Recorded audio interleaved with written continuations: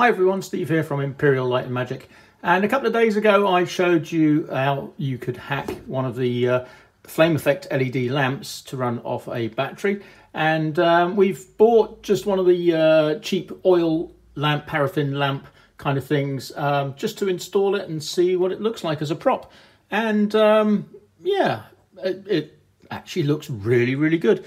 So what I've done is I've just put a bit of frosted film around the actual lamp just to sort of help diffuse it so you can't see the actual lamp plastic body, if you like.